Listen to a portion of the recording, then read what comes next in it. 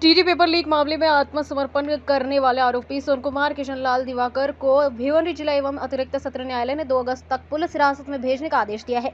मामले की सुनवाई के दौरान पुलिस ने अदालत से आरोपी की हिरासत की मांग करते हुए कहा है कि प्रकरण से जुड़े कई महत्वपूर्ण पहलुओं की जांच अभी भी बाकी है और पूछताछ के लिए पुलिस रिमांड आवश्यक है। अदालत ने पुलिस की दलीलों को स्वीकार करते हुए आरोपी को 2 अगस्त तक पुलिस हिरासत में भेज दिया। जांच एजेंसियों पर पेपर लीक से जुड़े नेटवर्क, अन्य आरोपियों की भूमिका और मामले की संभावित लिंक की गहन जांच में जुटी हुई है। माना जा रहा है कि मामले से जुड़े कई अहम खुलासे हो सकते हैं।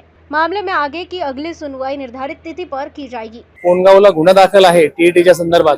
त्याच्यामध्ये काल हा सोनू कुमार किसनलाल दिवाकर म्हणून त्यांनी जे कोर्टामध्ये आत्मसमर्पण केलं होतं त्याला पोलिसांच्या ताब्यात देण्यात आलं होतं आणि पोलिसांच्या ताब्यात दिल्यानंतर आज त्याला मेहरबान न्यायालयामध्ये हजर केला असता त्याला 2 तारखेपर्यंत पोलीस कस्टडी मिळालेली आहे आणि त्याच्यावर यांचा मित्र असण्याचा, सीसीटीव्ही मध्ये दिसण्याचा, यांचे काही कॉल डिटेल्स वगैरे निघण्याचा आणि यांच्याबरोबर काही ट्रेडिंग ट्रान्झॅक्शन काही झालंय का या पेपरच्या संदर्भात हा ठपका मेहरबान न्यायालयात त्याच्यावर ठेवण्यात आलेला आहे।